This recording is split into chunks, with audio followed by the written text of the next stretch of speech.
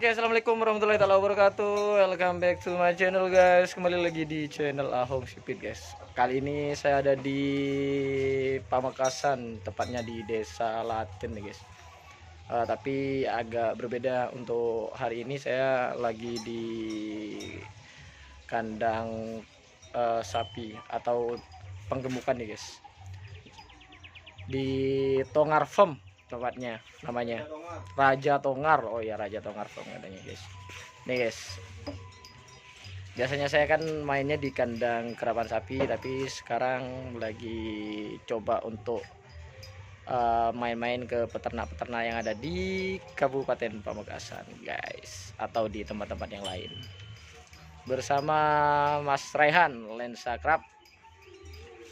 Oke, kita review sapi-sapi yang ada di sini ntar lagi, dan kita tanya-tanya proses pengemukan yang ada di sini, guys. Oke, assalamualaikum, guys.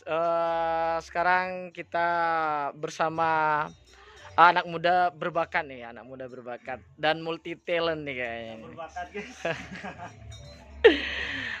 Di depan saya boleh dikenalkan dulu, Mas.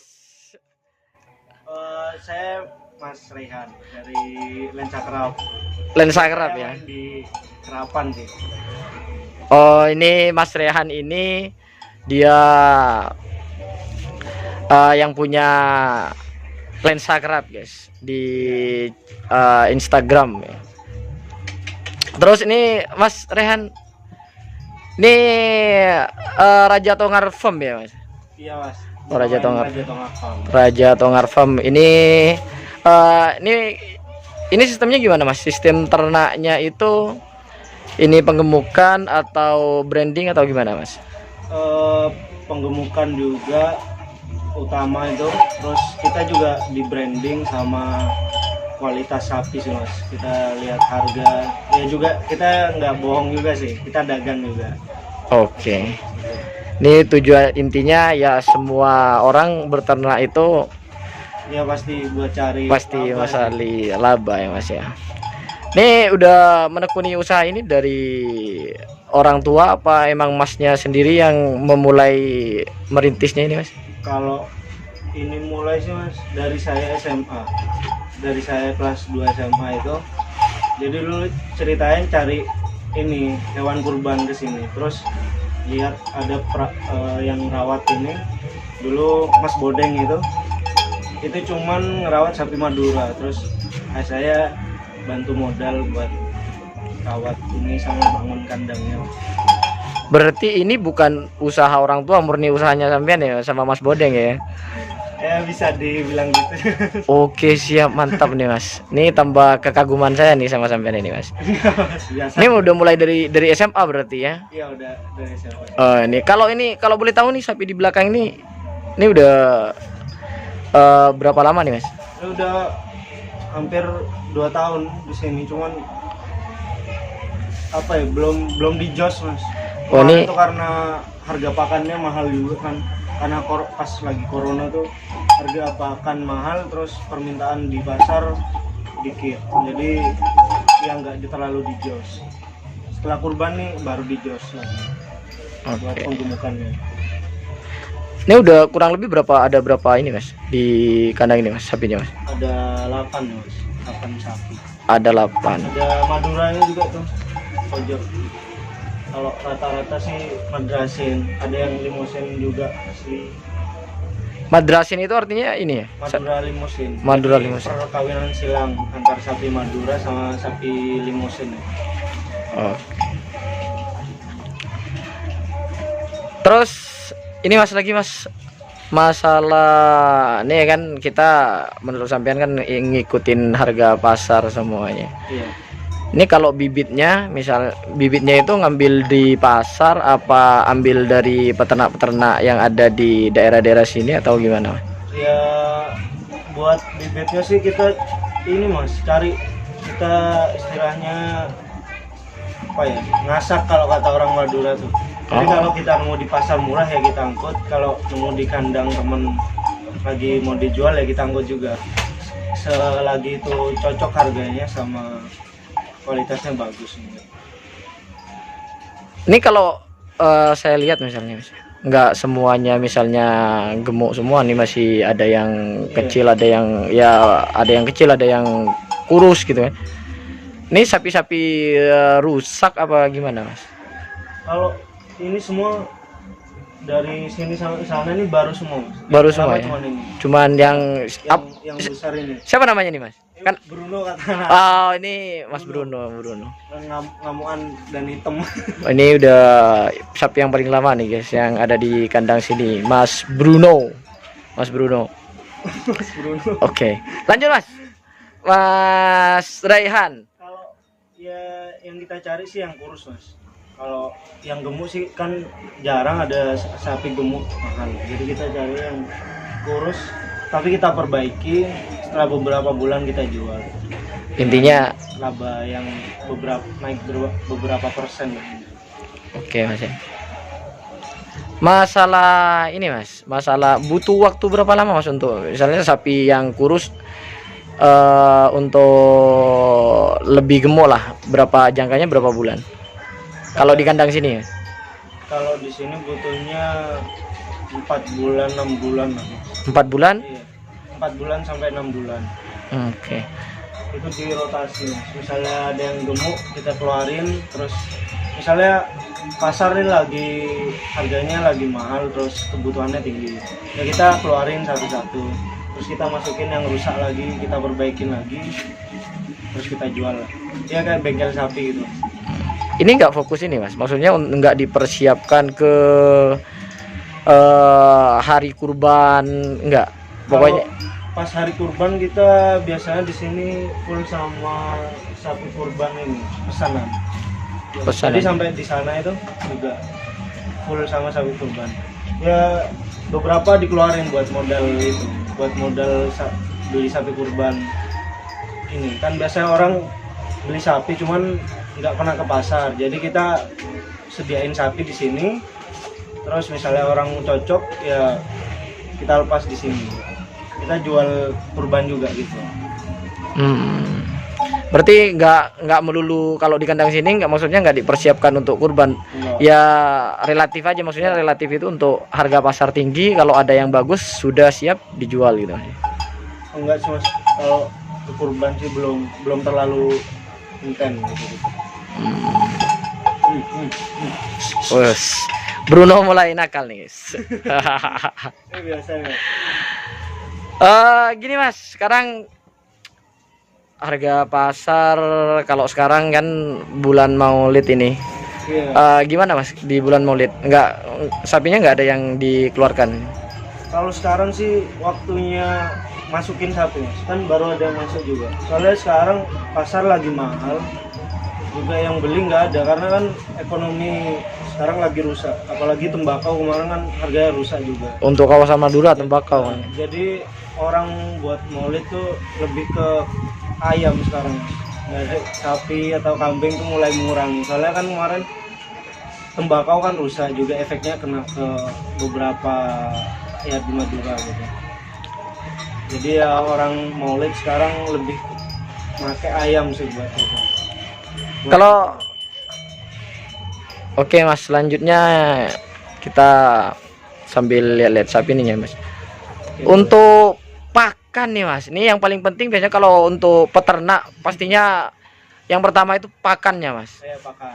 Ini kuncinya pakannya, tolong dijelaskan untuk teman-teman yang mungkin akan mau belajar gitu, mau belajar beternak. Kalau sampean kan udah dari SMA ya, SMA kan, udah lumayan maksudnya Mas. Ini kalau di sini pakannya kita pakai ampas tahu, tuh. Terus kan ampas tahu gampang kita nyari yang di sini. Terus ada dedak ini atau bekatul biasanya. Terus ampas sawit juga. Kadang itu ampas sawit bisa pakai kulit kopi yang udah dihancurin tuh, udah digiling. Terus kayak kulit ubi atau kulit singkong yang udah di ini juga. Biasanya datanginnya dari Jawa. Kalau dedaunan nih, kalau lagi ada dedaunan ya kita sambil ini, karena kan sapi kan makanan utamanya dedaunan Mas. Hijauan Mas ya, hijauan ya. nggak sampai keluar dari itu. Kita sambil diselingi sama hijauan ini. Soalnya kadang ya ampas tahu atau bekatul ini atau kulit kacang gitu deh pokoknya, ampas sawit pokoknya. Kalau ini Mas ya, menggunakan bahan-bahan kayak konsentrat penggemukan sapi itu gimana? Kalau itu sih lebih ini Mas, lebih mahal, dan kita sekarang fokus di ampas ini. Jadi beberapa bahan ampas yang udah nggak kepake kita beli, dan itu harganya juga lebih mahal kalau pakai konsentrat tuh. Kalau pakai ini lebih murah, relatif lebih murah, dan nyarinya gampang juga. Terus buat daging ya menjanjikan juga sih.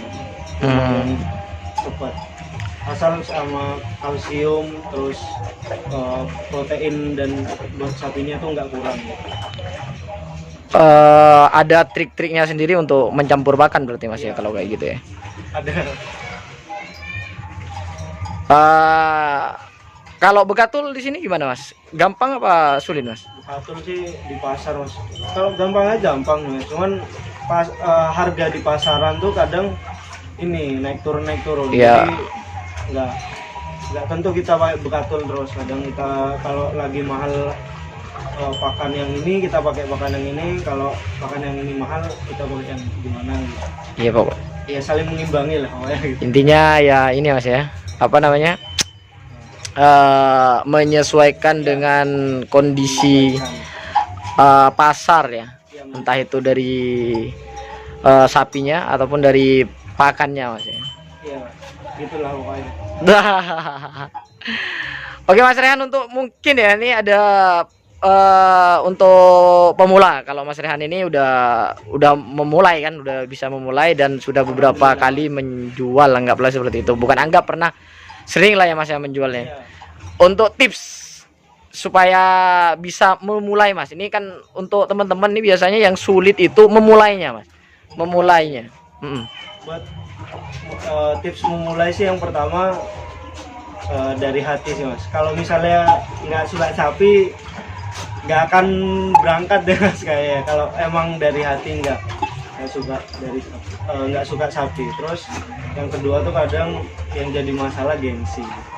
Kadang kalau pemuda sekarang kan nyentuh yang kotor dikit mereka nggak mau gitu. Terus yang ketiga tuh apa ya, mau belajar lah pokoknya, mau belajar sama ulat tekun juga Mas.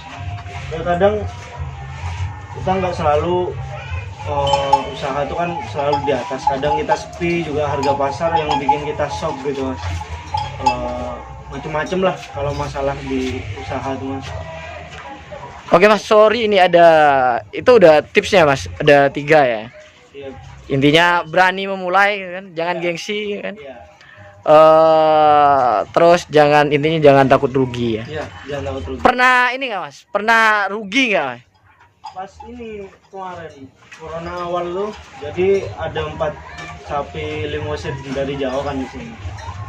Yang 2 tuh sakit Mas. Jadi aduh, nggak stres dah. Stresnya bukan main. Karena satu kena tek-tek itu kalau kata orang Madura. Jadi ya dijual adanya. Pas itu dijual murah banget Mas. Karena udah resikonya mati kan. Tahun itu 2020 akhir tuh pas itu. Nih Mas, tadi kan kita ngomong intinya pernah rugi gitu kan. Iya benar rugi. Sebagai anak muda nih Mas, yang menurut saya sampean ini lumayan berani juga.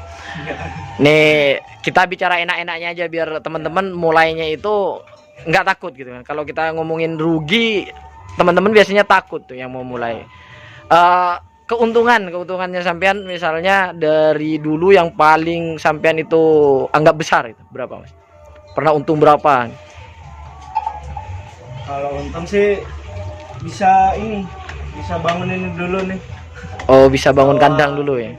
Dulu kan soalnya kan cuma segini nih, satu gini. Terus akhirnya ngepondasi sampai ditempuk lah mas istilahnya. Sampai bikin ini juga nambah tanjang lah pokoknya. Intinya udah manis ya, pernah pahit, pernah manis juga Mas Rehan ya. Macam-macam lah mas. Oke Mas Rehan, kita terima kasih untuk informasinya untuk Mas Rehan.